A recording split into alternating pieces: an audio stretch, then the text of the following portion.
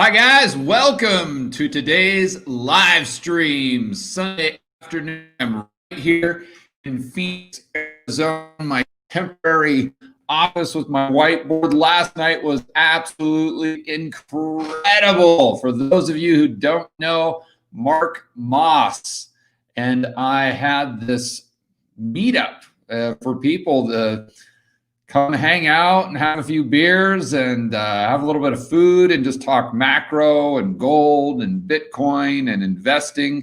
And it was just fantastic. It so exceeded my expectations. When Mark and I first started talking about it, I thought like 3 or 4 people would show up, and we had over 400 people RSVP. It was just staggering, and we had to cut it off at 100 because we were over capacity. So for those of you who didn't get the opportunity to join us last night, we'll be doing another one in a few weeks in Southern California. I'll fly out to Mark's neck of the woods and do another one of these meetups. It was just so cool. We were there for 3 hours, and then my great buddy Robert Kiyosaki showed up, and obviously that was a big surprise for everyone. I knew he was going to be there, but I didn't tell anyone. So that was really neat, and we just had a fantastic time. So if you guys were, if any of you were there last night, thank you very much for showing up, and hopefully you enjoyed it half as much as I did. So. And I want to remind everyone to check out Rebel Capitalist Pro. That is my online membership site where I work with Lynn Alden and Chris McIntosh. They are the pros.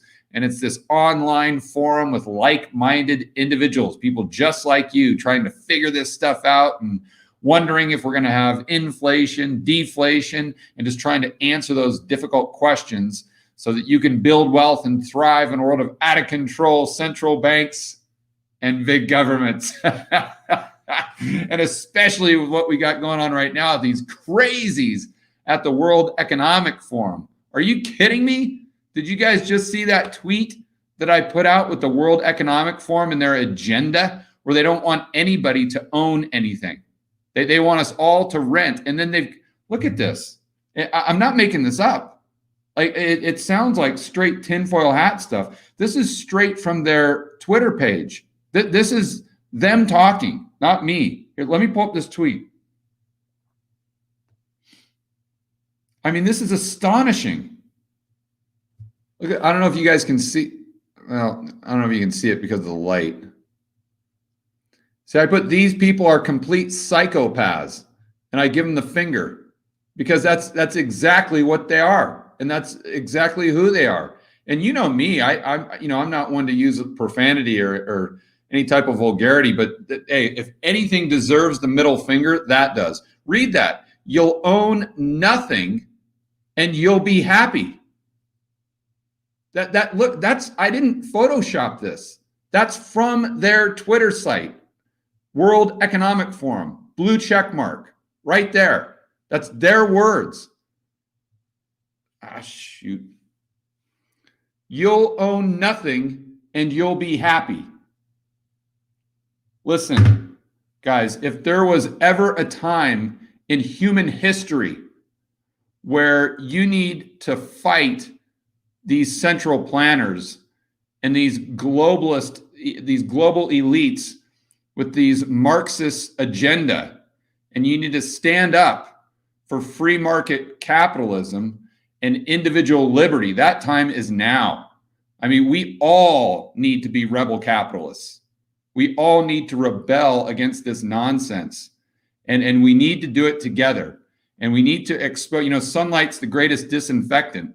We need to get these people out. We need to tell our friends and family members that this is going on. We need to show them this nonsense. And then, of course, we need to combat this with intellectually rigorous debate. We have the facts on our side. History is on our side. So we need to combat this assault on free market capitalism and our personal liberties with facts, history, and rigorous intellectual debate. And that's, I think, the best thing that we can all do right now, to be a rebel capitalist and know that the future is going to be just as good, if not better than the past for our kids, our grandkids, and our great grandkids. And if these people have their way, we're headed straight to a socialist utopia. And you know as well as I do that that ends not in a utopian state, but a state of pure dystopia. We go right to Orwell 1984, and we're all equal. We're all equally poor. That's where we're headed if we don't stand up for what we believe in right now. We all need to be rebel capitalists. So I'll get off that rant for right now. But all right, so let's get to the questions. That's why you're all here. Questions. I'll try to keep them short. I know I get on these. I get all pissed off and on these rants and whatnot. So I'm going to try not to do that today. All right. So Snyder says the Fed is not able to inject money, only bank reserves. How about the ECB? Top economists say the state issues bonds and the banks buy them. No, the ECB buys. Yeah. So you're talking about monetizing the debt. So I think really what you need to focus on is the commercial banking system and the liabilities and the deposits in the commercial banking system. That's it. And we can sit and go back and forth about bank reserves and M2 and broad money and base money. And it just gets, you start chasing your tail. We just need to focus on the deposits in the commercial banking system, because that essentially is what is there to chase goods and services. And because really your question is about inflation, deflation. And so I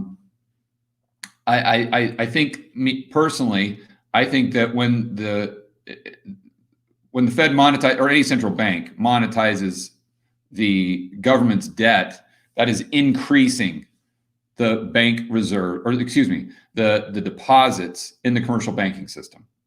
And I think that's what we need to be focused on. So how do you do that? Well, you look at the deficits of the governments, and then you look at how much of that deficit, or how many of those bonds, treasuries, in the case of the United Fed, that's monetizing debt. So that basically 100% of that is going to be increasing the deposits in the commercial banking system, right? So, I mean, there's a debate as to whether the cash comes off the balance sheet. Brent Johnson would argue that it does, and that's a fantastic argument. But again, I think that's getting a little bit too far into the weeds. It does it increase or decrease, or remain the same, the bank deposits, or the deposits and the liabilities of the commercial banking system. So again, let's focus on the Fed's balance sheet, and let's focus on the government debt and what percentage of the newly issued government debt is being purchased by the central bank.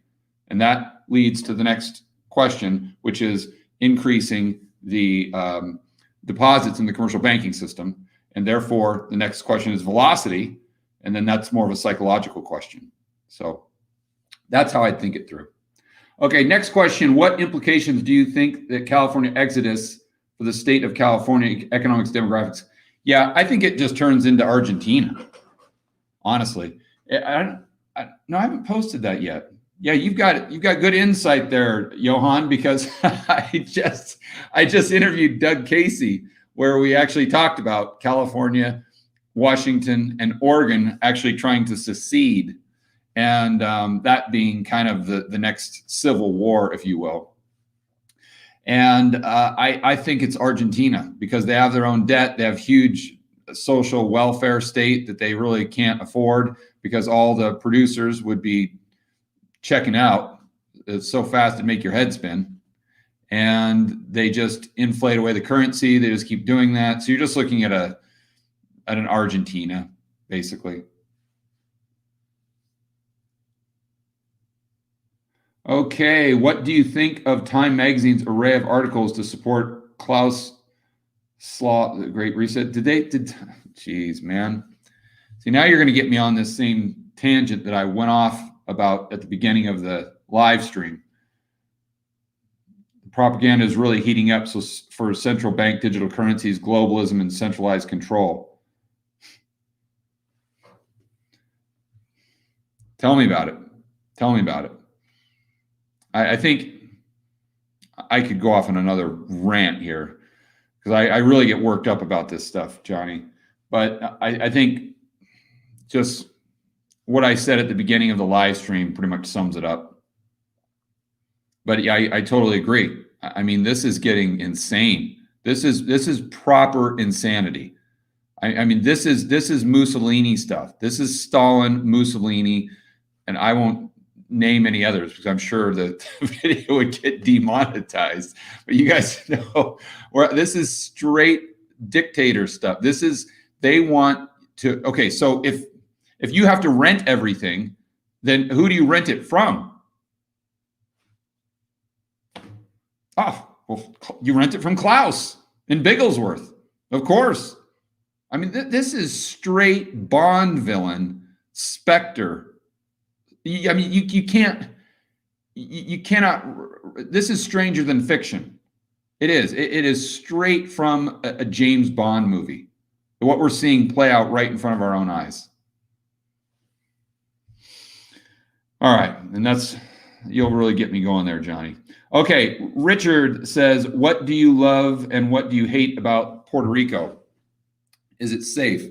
It's just like any other place, Richard, from a standpoint of safety. I mean, just like the United States, it's just like Phoenix. It's just like, there's some places where you go and it's not safe. You would want to go there at night.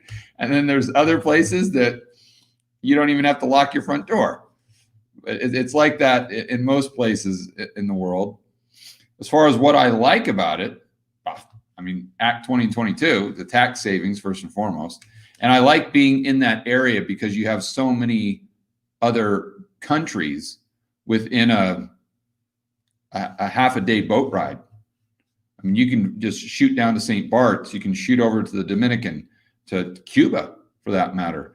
I mean, the way things are going with these crazies at the World Economic Forum.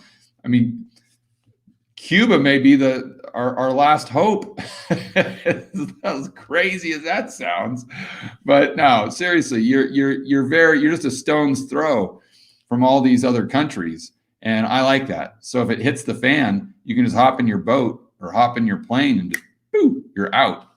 So I like the mobility standpoint, and if the golf courses down there are great too. I mean, even if you're not a big golfer, like the Ritz-Carlton and the St. Regis, gorgeous, gorgeous, gorgeous, right on the beach. And so if you like that type of resort living, you'd really enjoy it there. What do I not like about Puerto Rico is the water sports, the snorkeling, the surfing. The water sports are fantastic. Kite surfing is amazing there. I don't like the fact that they're just buying into this. I shouldn't say they are, because that's painting with too broad of a brush. But there's a vocal minority there that's really buying into this Marxist nonsense, and it's the same. It's this Hugo Chavez battle cry that we know what that did to Venezuela. And it's that same group. They look at people coming in, entrepreneurs and producers, as the enemy, as imperialists, as colonialists, and there's no getting through to them because they're just like brainwashed drones that just they don't think for themselves. It's like the people that you see them and it's like the cartoons where their eyes are just these spirals that are just they're like zombies, and all they can do is just regurgitate these bumper sticker sayings from these Marxist groups that have brainwashed them. So I'm not a big fan of that. And but fortunately, they're a very vocal minority in Puerto Rico. And right now, the way they're handling this this lockdown stuff is bananas. It's unbelievably draconian. I mean, they've got cops on every corner just watching you to make sure that you're wearing a mask outside, walking your dog. You could be 400 yards away from the nearest person, but there's a cop that's going to yell at you and blow their whistle, put on your mask, put on your mask. I mean, it's proper police state.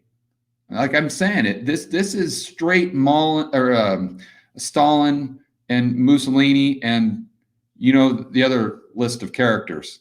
It's just playing out right in front of our own eyes. They're doing the same thing in Australia. They're doing the same thing in New Zealand. It's just unbelievable, the assault on our personal liberties. So I don't like that. But I mean, back when I spent a lot of time there in 2013, 2014, it was a great place. I really enjoyed it. But right now, it's not somewhere I'd want to spend a lot of time. I think hopefully moving into next year, things will change dramatically. But that said, I think it'd be a good idea for you to set up a company there and to take advantage of Act 2022, because that's a contract that you have for the next 15 years.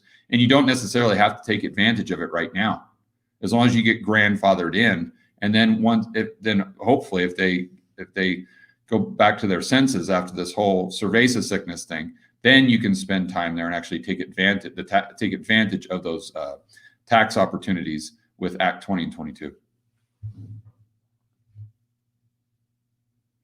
Okay, when will the massive short position on bonds be cleared out? Obviously, yields are going lower. This would obviously the yields are going lower.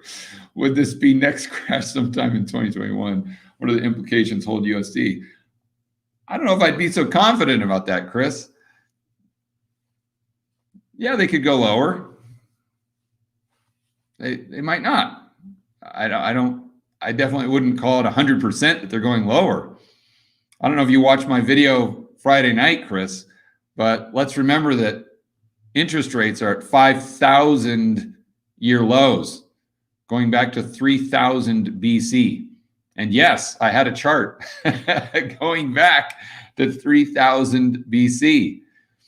And if interest rates have an inverse relationship to the price, which they do, we can say that if interest rates are at 5,000 year lows, then bond prices are at 5,000 year highs.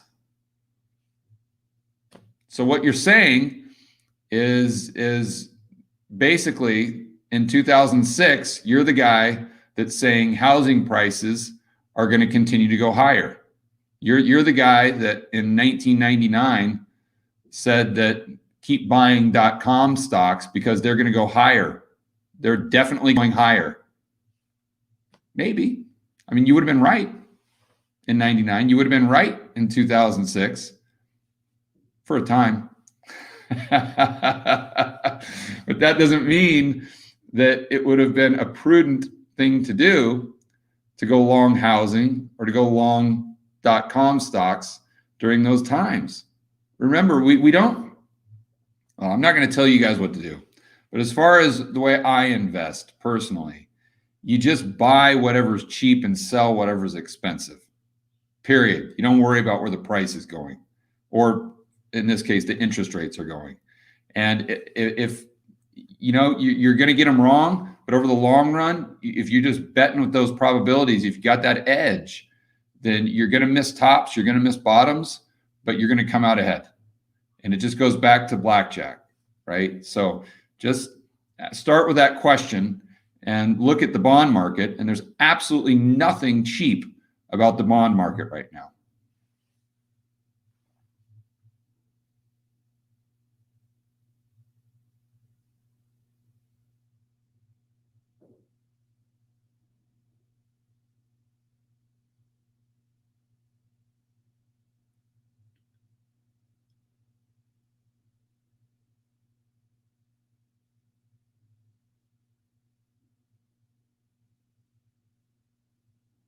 Okay, some of these questions are a little bit a little bit off base here.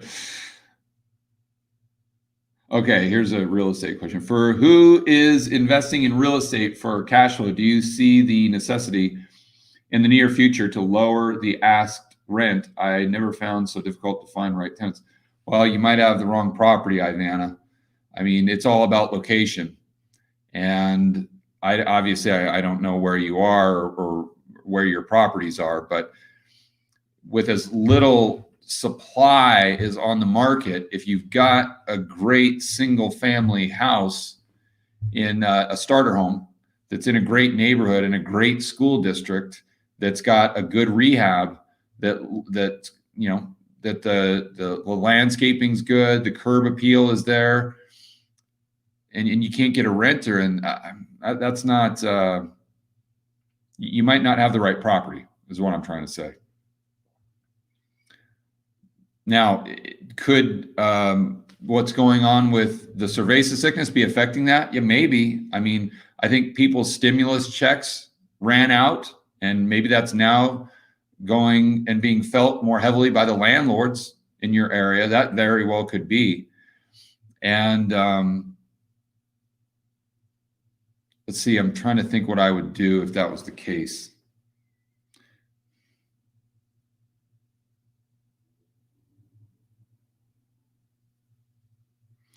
Yeah, I mean, if you've checked all the boxes that I was just talking about, I would probably lower my rent by $50 to get the right renter in there. That's probably what I'd do.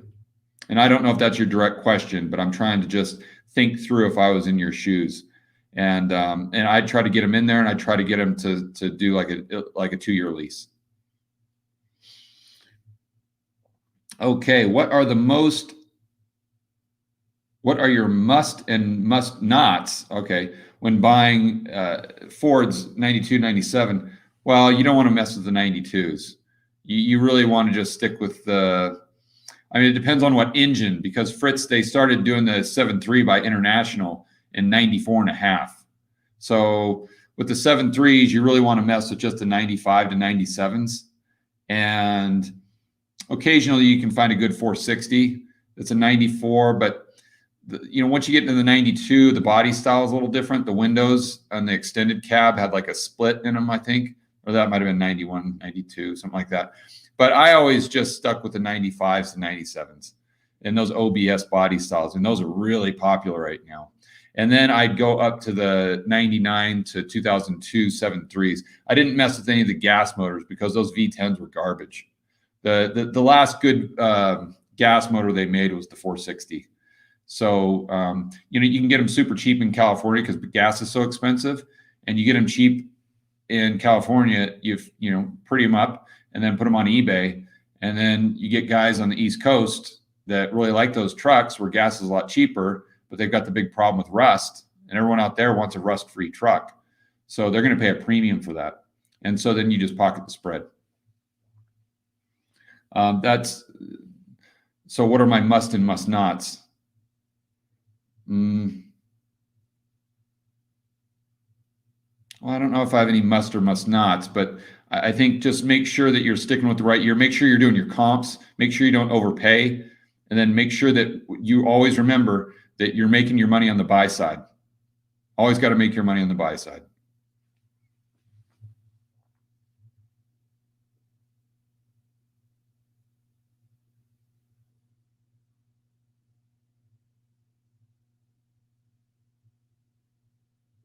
Oh, Steve, hey, that's funny, Steve. Yeah, I think if this is the gentleman that I'm thinking of, he was wearing a sport jacket very similar to mine, but he was wearing the same types of shoes that I have on all my thumbnails. Those like kind of I don't know what type they are, but the kind of dressy shoes, but they're tennis shoes at the same time. So yeah, that was really good to see him. So yeah, Steve, if I'm thinking of the right person, thank you very much for showing up last night. That was really a blast, wasn't it? Oh, Ryan was there last night too. Very cool.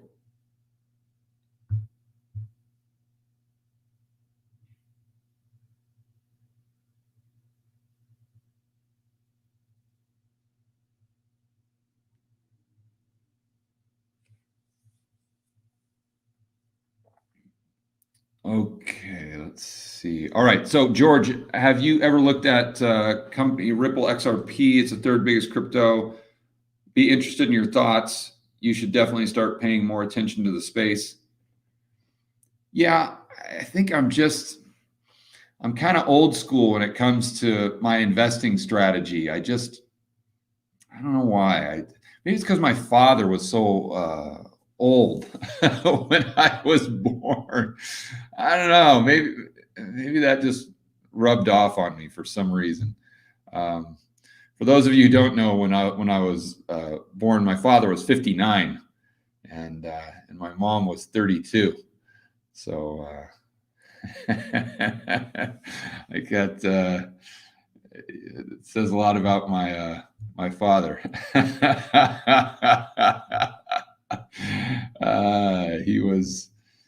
There's not a day that goes by that I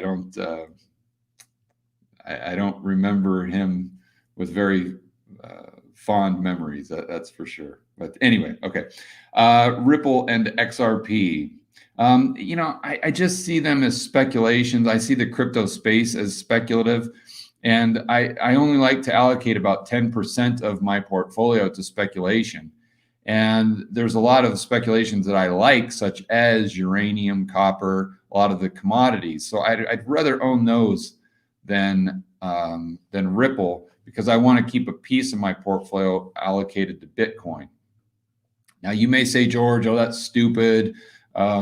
Ripple is going to go up 1,000 times more than copper, or blah, blah, blah. And you may have a great argument for it, but you got to remember, I don't like buying $1 for $3 and hoping it goes to $5. I like buying $1 for 50 cents. You see? So what you're doing is you're trying to guess on what's going to happen in the future.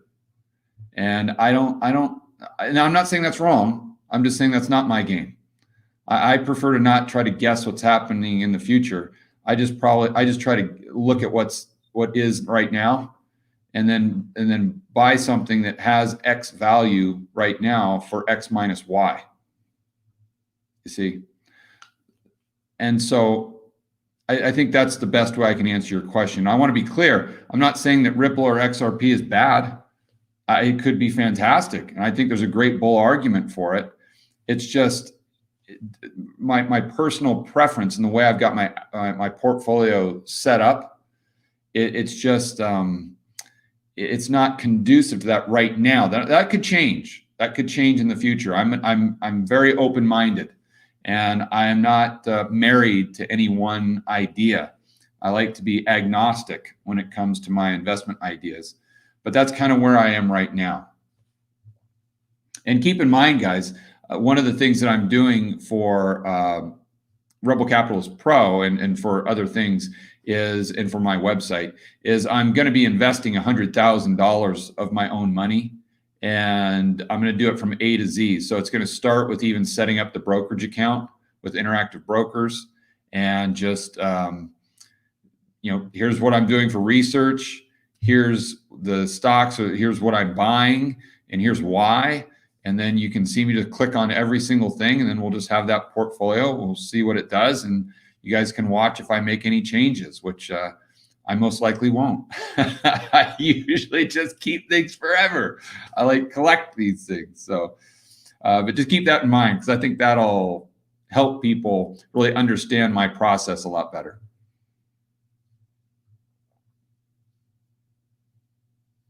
Do I like any non-commodity value stocks at this point in time with good yields? Tough to return environment. Lacey Hunt does not see much inflation in his most recent note. Tobacco. I guess there's a great argument to have ethical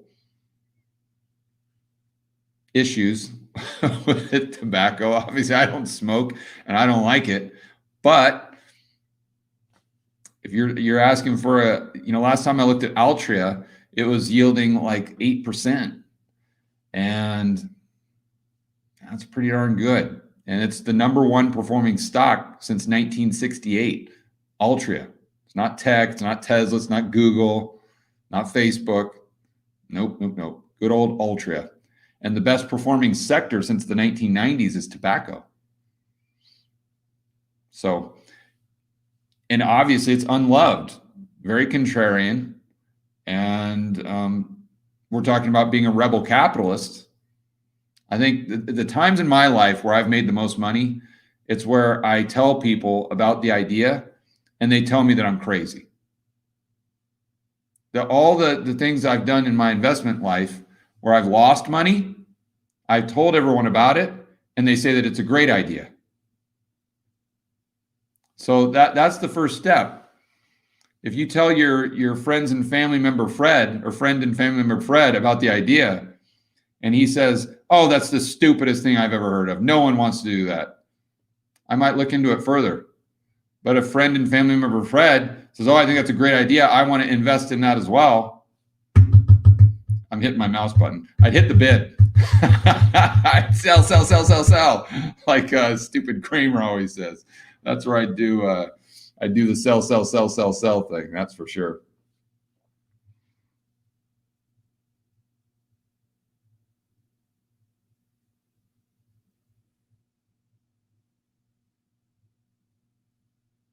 Yeah. I mean, Will, this is a great question. How can you grow income at real inflation rate? Fed and government want nominal values to keep rising, even if real value is down. If your income can't rise, then rising prices will leave you poorer. Bingo. Bingo.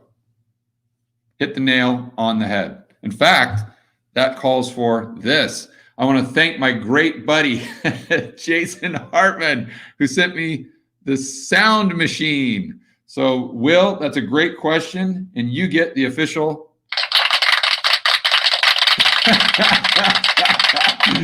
You get the official. Geez, that thing lasts way too long. Thanks a lot, Hartman. I appreciate it, buddy. You're awesome, man. You're awesome. But that's the problem with inflation, is the cost of goods and services usually inflate faster than your income. And the income is kind of like a lagging thing. And that's if it usually over time, the income will kind of catch up. And so the real inflation, or excuse me, real incomes kind of stay the same.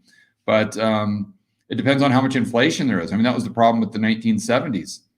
One of them is that the price of goods and services go up and the incomes don't go up as fast. They call it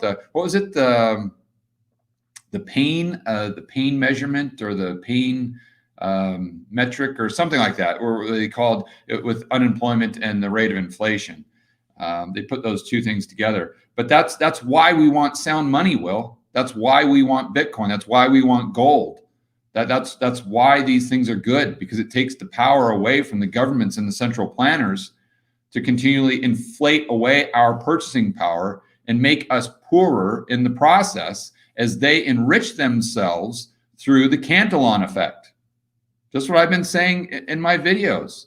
They're closest to the spigot, so they get all that money prior to inflation going up, whether it's consumer price inflation or asset inflation. So they get the benefit, and they just screw all of us and leave us holding the bag. That's what's happening, and that's what happens in a fiat money system, and where you've got where the governments have a monopoly on the creation of money, and we need to take it back, and that's probably the best thing that we can do to rebel right here, to be a rebel capitalist and rebel against these central planners and the World Economic Forum. We got to start with sound money, period. And whether that's gold, Bitcoin, silver, whatever, we got to start with sound money. That almost immediately takes the majority of their power away. So how can you grow your income better? You see, it's really tough, because what it makes you do is it turns you into a speculator. So in order to keep up with that inflation, in order to maintain your purchasing power, you can't just keep your money in the bank. So you're forced to gamble. You're forced to buy Tesla. You're forced to buy WeWork and SoftBank and private equity and all these things that are very speculative. It forces people further out the risk curve. It also forces your pension fund further out the risk curve. And that doesn't end well, because we live in an imperfect world and we're imperfect creatures. And you keep going further and further out the risk curve, and at some point, you're going to get hurt. You're going to lose all that money. So I mean, you got to own some gold. And if you have a mortgage, Will, you got to make sure that it's a fixed rate 30-year mortgage. Because then what you're going to be doing is you're going to be gaining purchasing power while through the loan, because you're paying it back with cheaper dollars. You see, while you're probably losing purchasing power with your income. I think that's your best hedge, is to have some gold and have a 30-year fixed rate mortgage.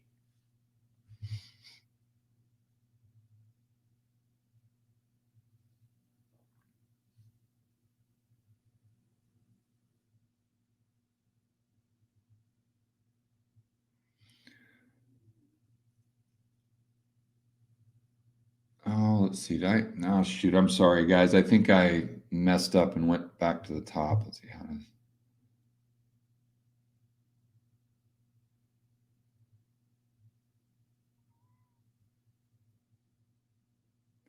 All right. Okay. What foreign countries do you like for investing? I think Chris McIntosh, one of my partners in Rebel Capitalist Pro, just hits the nail on the head.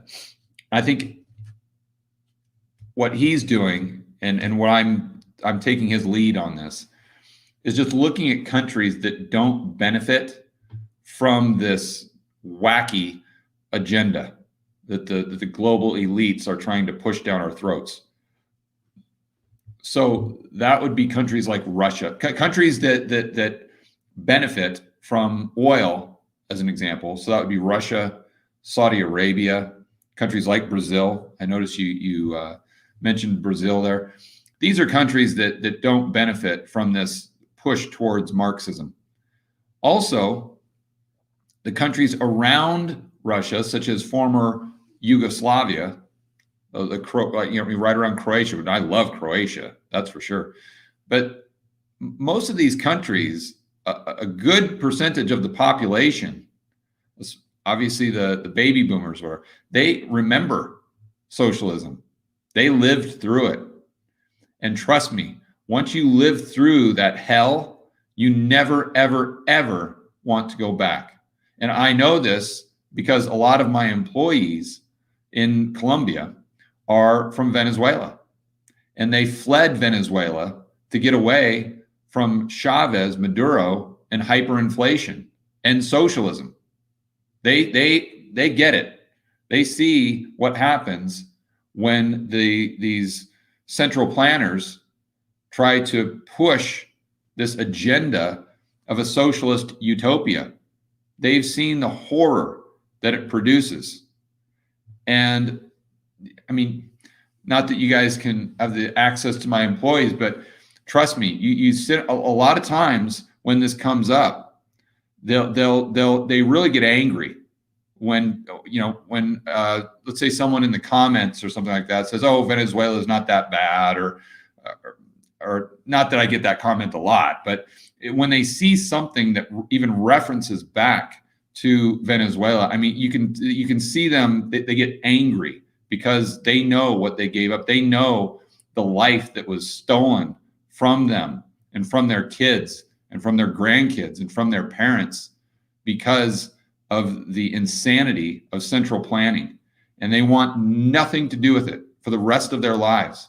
They've been scarred mentally, emotionally, and they don't get over that.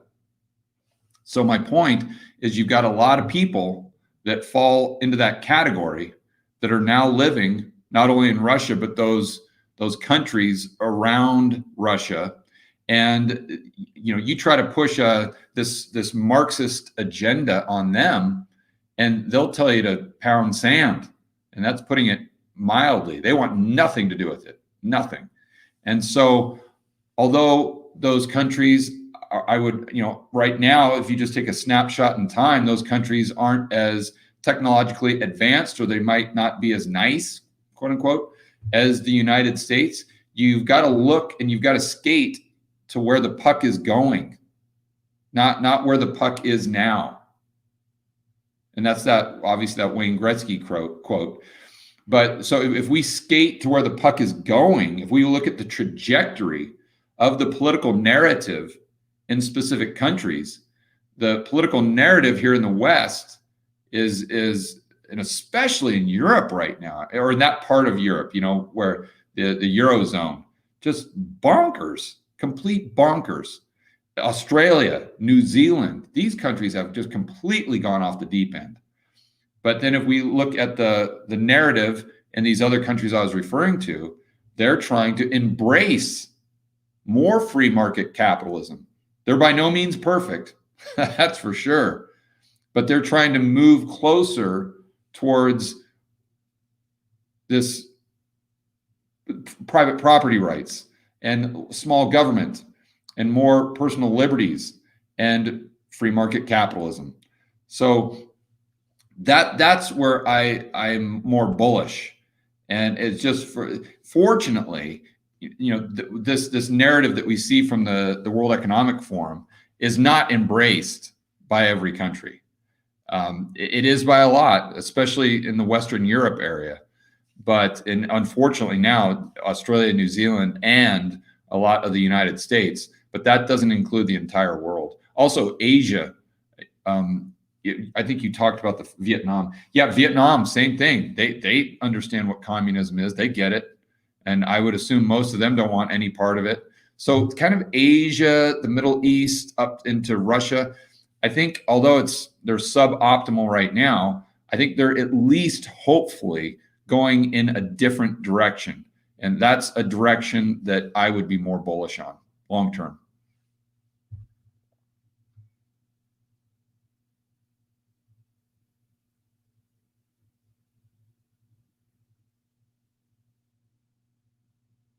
I don't know, John. That's a pretty, I don't know, buddy. That's a tough question. I don't I don't think I have an answer to that one.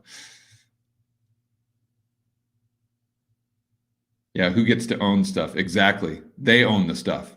You rent it. The plebeians, the serfs rent it. It's just straight feudalism. That's what they want. They want feudalism and they want to be the king and they want us to be the serfs. Bottom line, period, end of story. That's what this is all about. They've got this God complex, and they're psychopaths. That's exactly what I said in my tweet. There's no better way to describe them. They're psychopaths, just like Stalin, just like Mussolini. They're all cut from the same cloth.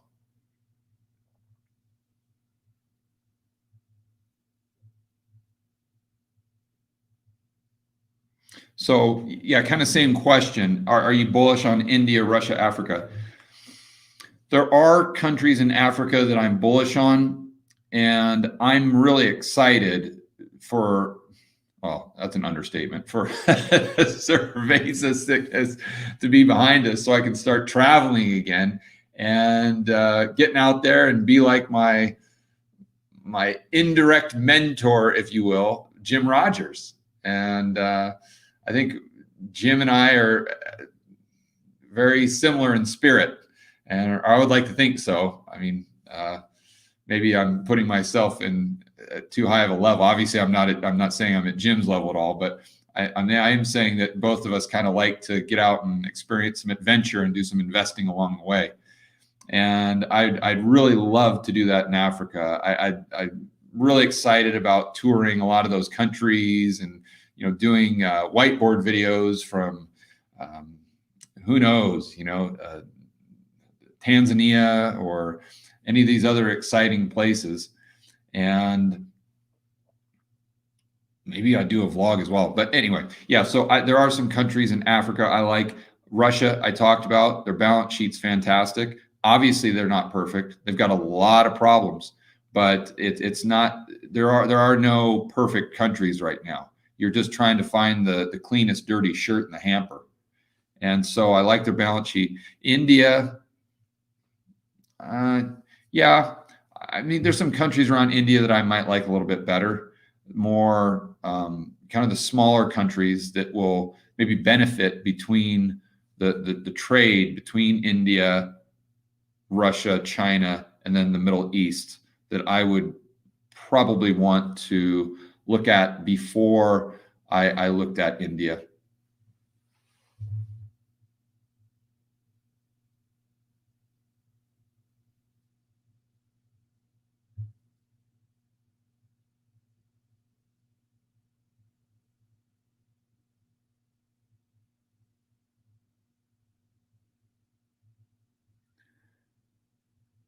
Let's see. Okay, guys, make sure, I really appreciate the engagement, guys, but make sure that if you've got a question, that you start with the word question.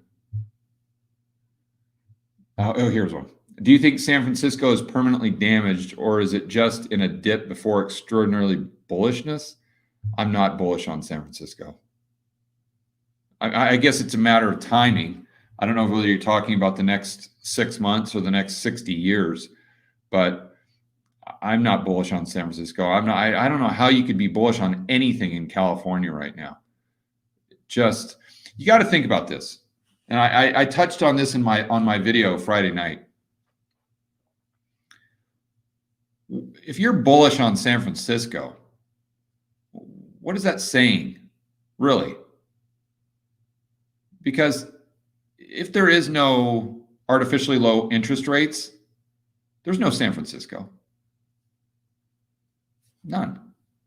San Francisco, if the Fed hadn't come in and dropped interest rates, if we didn't have the Fed put, if we haven't been on a down cycle in interest rates for 40 years, and if the Fed if we just had market rates as an example, there would be no, I'm not saying there wouldn't be a San Francisco, there would be, but San Francisco would be Sacramento. It would be San Diego. It wouldn't be this hub of technology and all these companies that don't make profit. The only way that those companies can stay afloat and not have to worry about profit is because there's artificially low interest rates. They're starving for yield, and the Fed has pushed everyone out the risk curve. So you go further and further out the risk curve, and all that money that's searching for a return ends up in San Francisco or Palo Alto or Silicon Valley. And I'm not saying that it wouldn't exist. It would be there, but it sure as heck would. The real estate prices would be half of what they are right now. So you see, my point is that if you're bullish on San Francisco, you're bullish on the Fed. If you're bullish on San Francisco, you're bullish on central planning.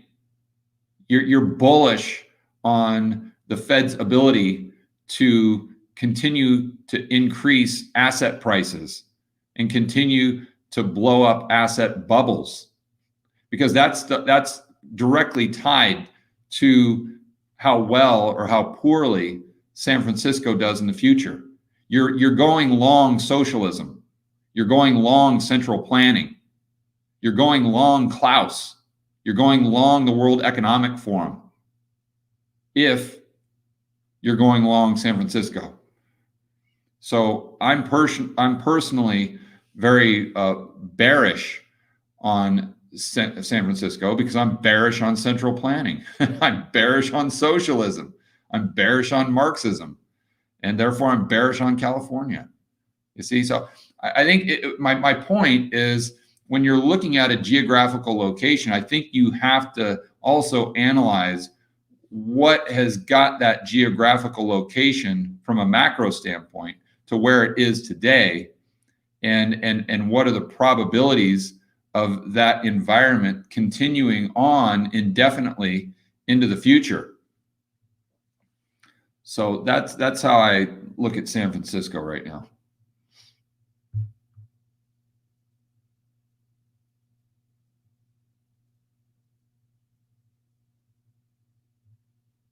Oh, let's see. How long until what's the time? Oh, good. I'm good. Sorry about that, guys. I completely lost track of time. I still got about 10 minutes here. I lost my question.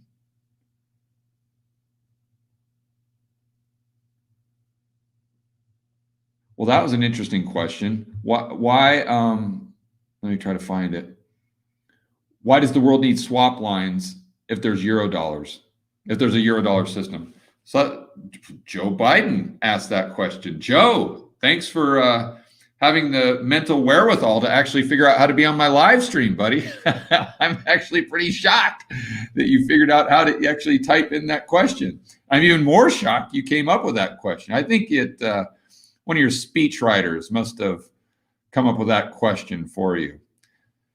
So the reason they're trying to use these swap lines is to get around the fact that the euro dollar system itself is broken, because you've got a great point that we shouldn't need swap lines. The euro dollar system should be providing the dollars. The commercial banking system outside the United States should be providing those dollar denominated loans to those corporations. But the problem is no one wants to lend them money because they know those corporations are insolvent. Because it's not a liquidity problem, it's a solvency problem. And when your cash flows dry up, you got no cash flow, it doesn't matter how liquid you are, you're bust. And so none of the banks want to create dollars or euro dollars to lend to these guys because they know that they're going out of business. So then the Fed comes in, they don't know what to do. So they set up these swap lines, just makeshift, and just hope and pray. Or maybe there's something a little more malicious, but we'll just take it at face value that they're just trying to throw everything up against a wall to see what sticks. The problem with the swap lines is that goes to the central banks of the other countries, and then the banking system has to access those dollars to do what? Just create more dollar-denominated loans. Well, it's completely ridiculous. They don't need balance sheet capacity. They don't need. You need a mechanism that's going to get dollars to the corporations that need them to stay afloat. But again, that's just temporary, because even if they did get the funding they need, it's just a little Band-Aid. It's just a little bit of shot of heroin to the heroin addict. After they get done with the temporary high, they're still going to go into horrible withdrawals because they're still a heroin addict. The swap lines or the dollars or the euro dollars or the additional loans or whatever, that doesn't cure them of the disease. They're still an addict. And the only thing that would cure an addict is if they go cold turkey. But no one wants to do that, because then you have to go through some serious economic pain to actually restructure the economy to where it wasn't addicted on all these monetary drugs. So it's a very good question, but that's the reason, because they don't need it, but well, how should I say that? They wouldn't need it if the euro dollar system was functioning properly. But as Jeff Snyder has shown us, the euro dollar system broke in 2008 and it's never been fixed. And we cannot have a structural recovery unless we fix the global monetary system and just create a new one. And those are Snyder's words, not mine. And Snyder's 10 times smarter than I'll ever be. So if you're not watching his show with Emil Kalinowski, another good buddy of mine, make sure that you're doing that. It's making sense. It's their show on YouTube and it's a podcast. And it's a must watch. It's a must listen for sure. Do you wait post-election to buy real estate?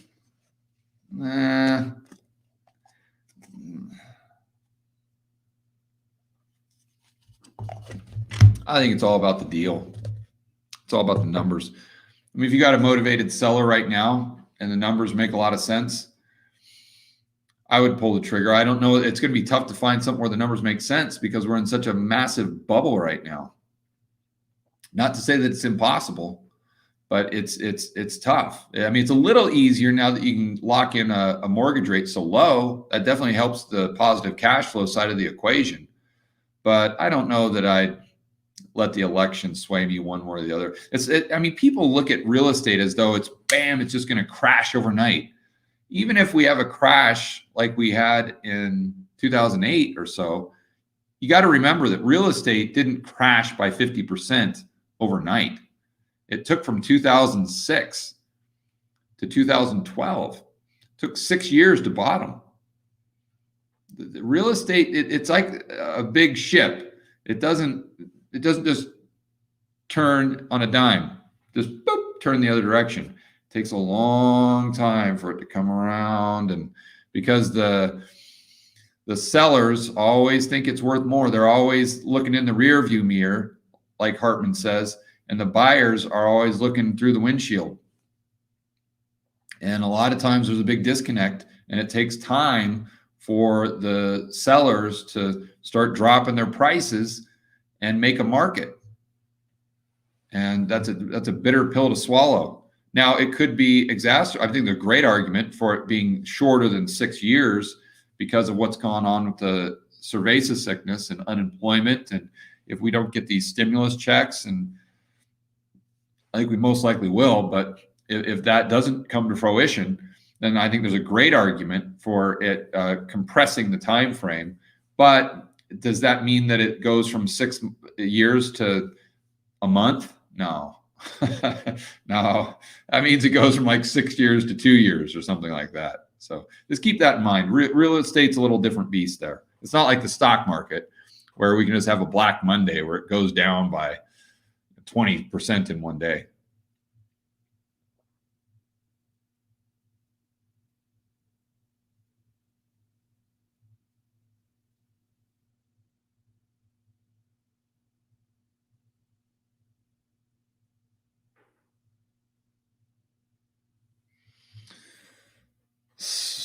Let's see. So Raymond is asking, how long until we see a continuation of the gold commodities bull market? Seems to be sideways trading.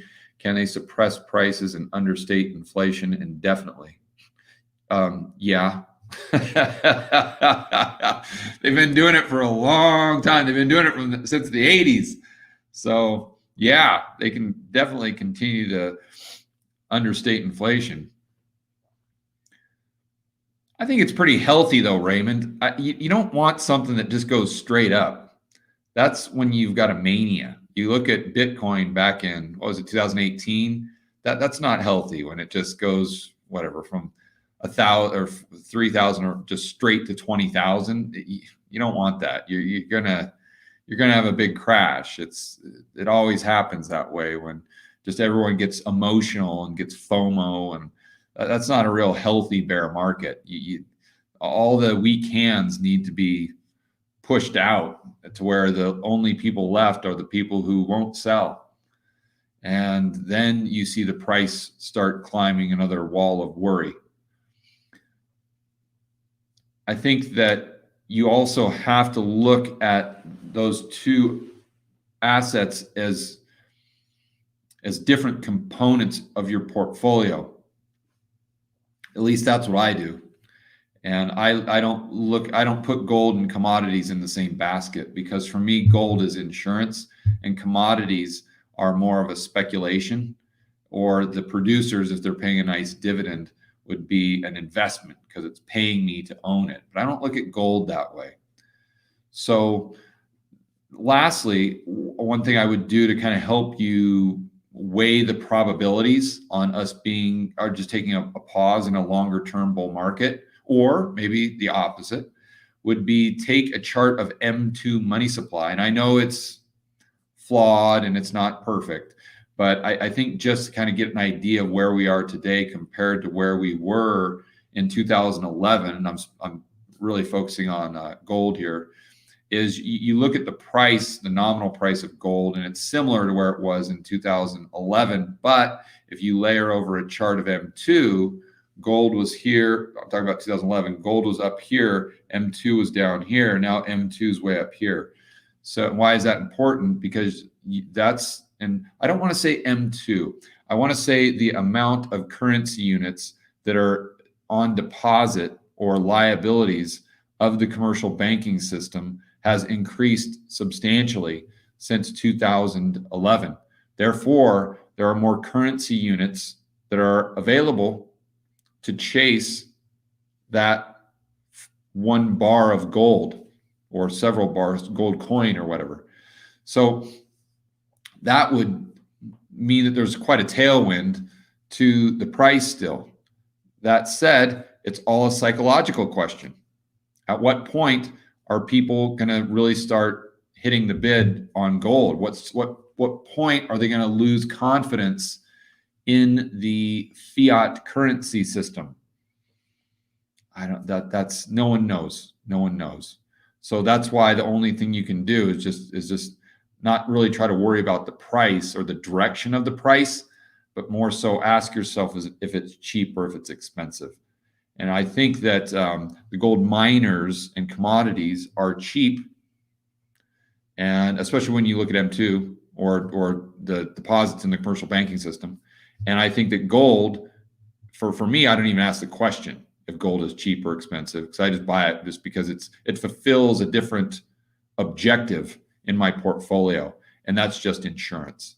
So for me, whether the insurance costs X or costs X or Y, I'm still going to buy it because I always like to have that insurance.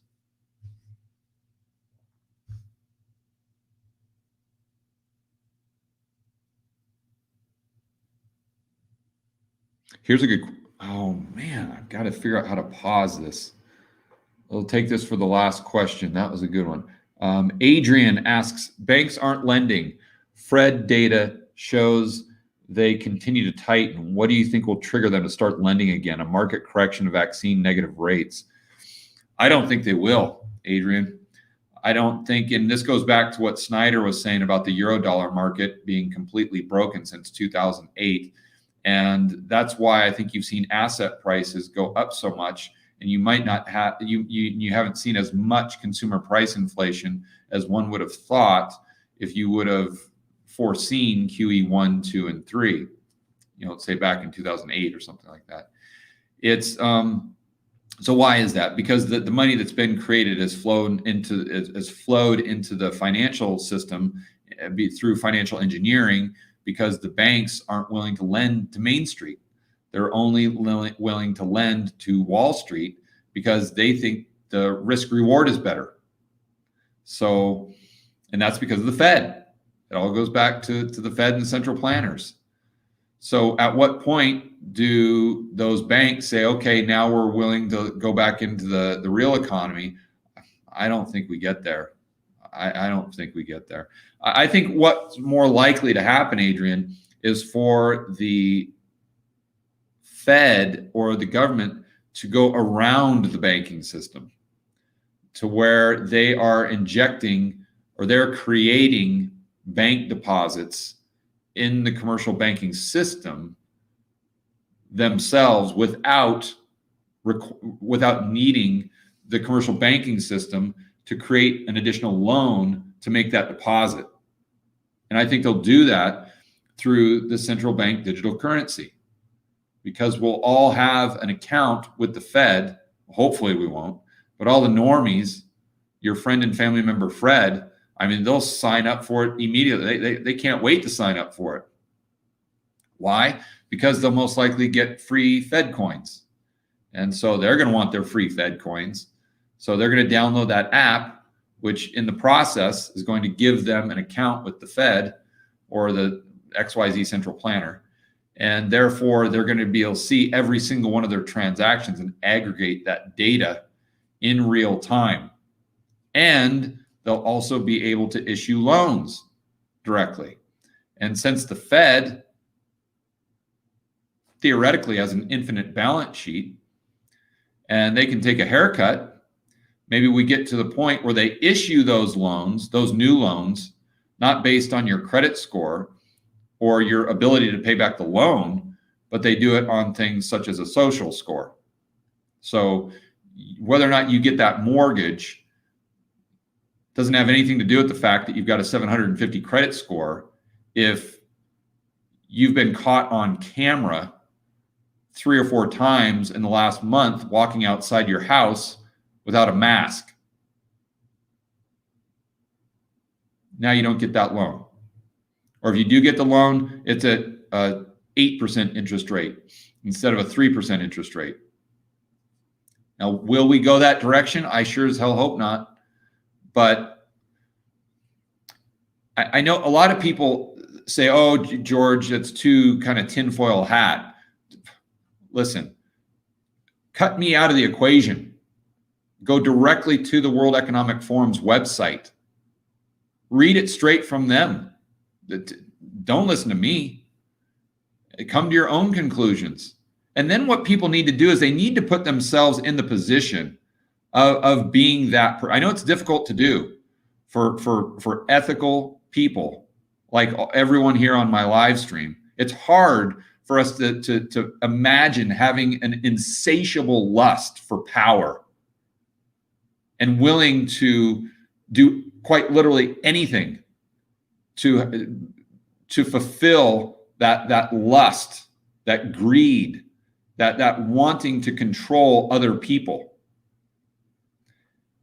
But if you're able to do that for a moment, you ask yourself, if I'm trying to get here, and I'm here, how do I get there? And that's what I do for a lot of my whiteboard videos. And if I'm Klaus and I want to get to this socialist utopia, this is exactly how I do it. I make sure everyone has an account with the Fed.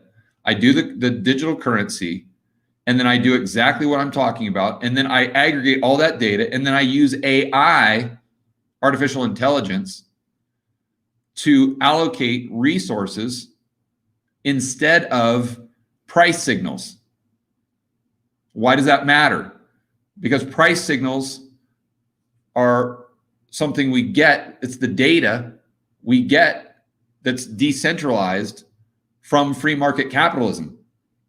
And that's one of the reasons, one of the main reasons why communism didn't work in Russia, because they couldn't allocate scarce resources with alternative uses because there were no prices.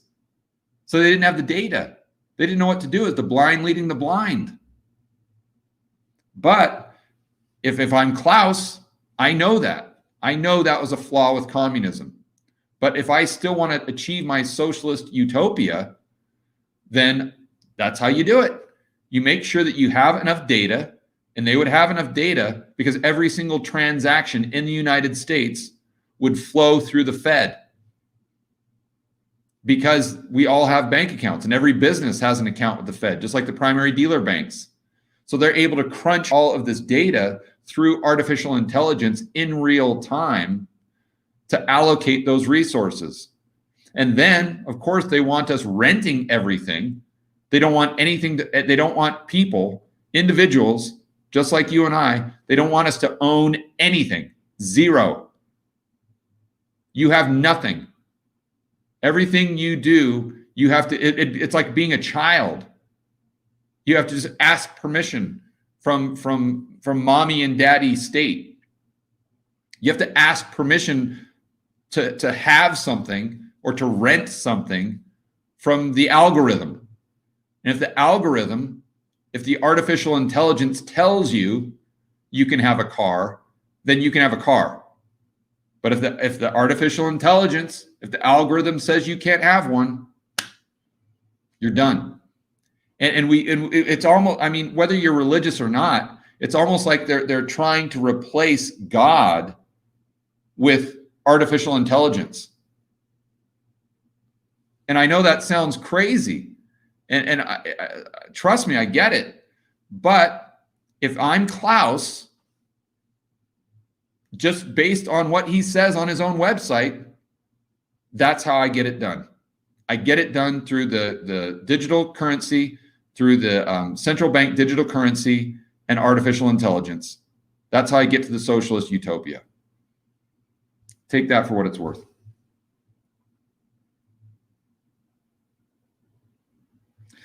Okay, guys. Sorry to end on such a cheery note like that, but you know, we listen. There's nothing to lose sleep over, but we need to be cognizant of this stuff, and we need to fight it. And I'm not saying through violence. Don't get me wrong. Don't get me wrong. I'm saying we need to expose this. We need to give it sunlight, because no matter how blue-pilled your friends are and your family members, if you show them that tweet from the World Economic Forum, say, look, you're going to rent everything and be happy. It doesn't matter how blue-pilled your friends are. They're going to be like, what? That is crazy talk. Like, what? I don't want anything to do with that. So we need to expose this. We need to disinfect it by getting these crazy ideas out in the open, and then combating these ideas with solid ideas of our own. So through rigorous debate that's intellectually honest and ethical and based on facts and history and human nature and what we know to be true. And focusing, I don't want to go off another tangent, but focusing on the family, the nuclear family, right? I mean, look at what they're doing. They're trying to replace the family with the state, with the government, with potentially artificial intelligence. They want to be the family. They want to destroy what we've built our entire society on. And I want nothing to do with it. And so I think we all need to be rebel capitalists from that standpoint. And hopefully you'll join me on that mission. So anyway, okay, guys, and check out, that's a bad segue into the plug, but check out Rebel Capitalist Pro. You guys know the drill. It's at georgegammon.com/pro. If you want a way to try to maintain your wealth and preserve your purchasing power and increase your financial freedom as well as your personal freedom, it's a great place to do it. You can check it out now there's like $1 trial. It's georgegammon.com/pro. But more importantly, be a rebel capitalist in your own life, expose these terrible ideas, get them into the sunlight, and then combat them by educating your friends and family members on what you know is right. And that's free market capitalism. That's the focus on the family first and foremost. It's decentralized power. It's limited government, and it's individual freedom and liberty. That just let's fight for that. So we'll leave it on that. And guys, I want to thank everyone for being here.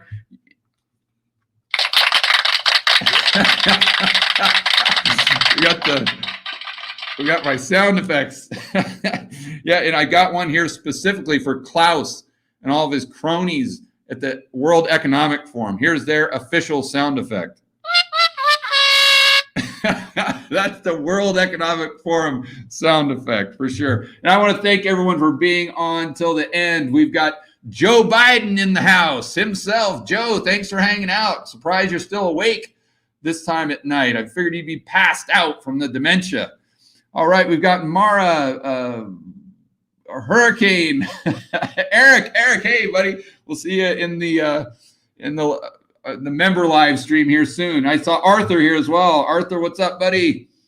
Justin, Martin, Jordan, Alan, Mike, Alicia, Mr. Jeremy, Dickie Dunn, Leroy, Peter, Seymour, Jim, G. May, Eric Carlson, DD Crew, Isaac, Patty, Stanley, Fritz, EBC, Shay, it's really moving around on me, Bill, Paul, Jerry, John, Casey Burns Investing. Thanks for commenting so much, Casey. I always see you not only in the live streams, but in the comments of my videos. And I'm not able to read all the comments. I try to read them for the first few minutes. And I always see you there commenting right when the videos come out. I really appreciate it. That's for sure. Alicia, thank you. Mike, Philip, guys, appreciate it. And I will see you on the next video. Enjoy your week.